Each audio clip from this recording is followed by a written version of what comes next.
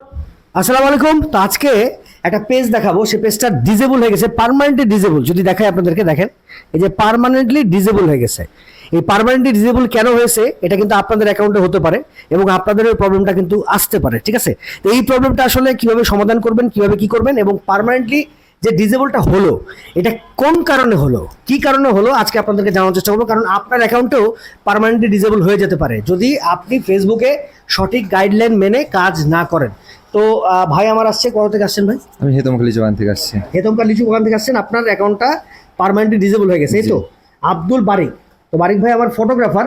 তো উনি ফটোগ্রাফি করেন, অনেক ফটো তোলেন। তো তারও একটা কমিউনিটি আছে, সেই কমিউনিটির মধ্যে একটা মিস আন্ডারস্ট্যান্ডিং হয়তো বা হয়েছে, এই জন্যে তার আইডিতে অনেকজন ঢোকার চেষ্টা করেছে।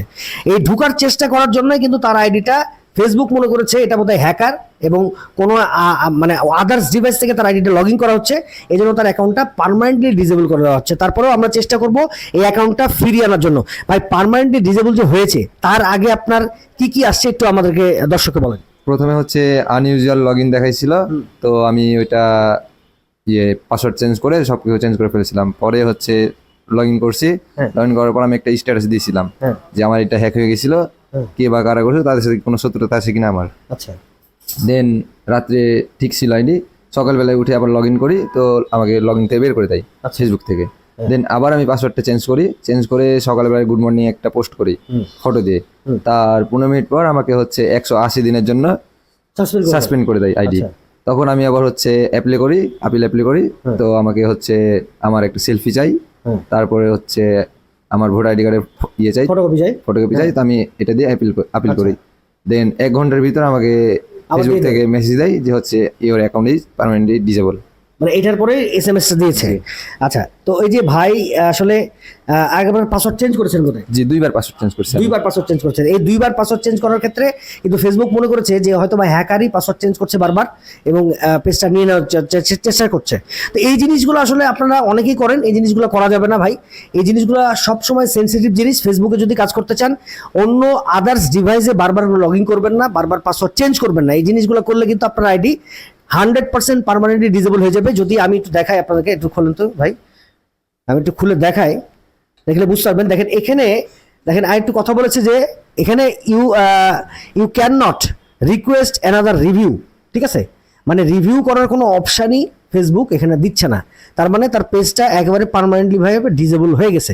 তো এখন এই পেজটা ফিরিয়ে আনার জন্য 100% ফেসবুকের সাথে কথা বলতে হবে, ফেসবুক টিমের সাপোর্টের সাথে কথা বলে সেই অ্যাকাউন্টটার সব কিছু ইনফরমেশন আবার দিতে হবে, দিয়ে এই অ্যাকাউন্টটা ফিরিয়ে নিয়ে আসার চেষ্টা করতে হবে। তারপরেও বলা যাচ্ছে না যে অ্যাকাউন্টটা ফিরিয়ে নিয়ে আসা যাবে কিনা।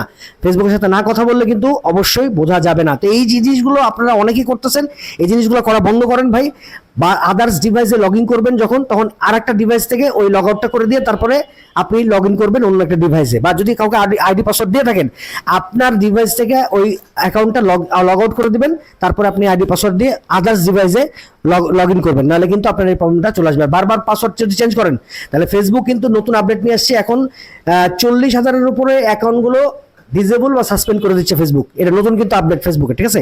তো এই জিনিসগুলো কখনো করবেন না। এই জিনিসগুলো করলে কিন্তু আপনার প্রবলেমটা চলে আসবে। তো মোটামুটি ভাই এখন আমরা যেহেতু কাজটা হাতে নিয়েছি, তো আমরা চেষ্টা করব যে আপনার অ্যাকাউন্টটা ফিরিয়ে আনার জন্য। তো যারা নতুন আছে, মানে এই যে প্রবলেমগুলো ফেস করেছেন আপনি, যারা নতুন আছে তাদের উদ্দেশ্যে আপনার মন্তব্যটাই, মানে তাদের কি বলার আছে আপনার, যে তারা কিভাবে কাজ করলে এই প্রবলেমটা আসবে না?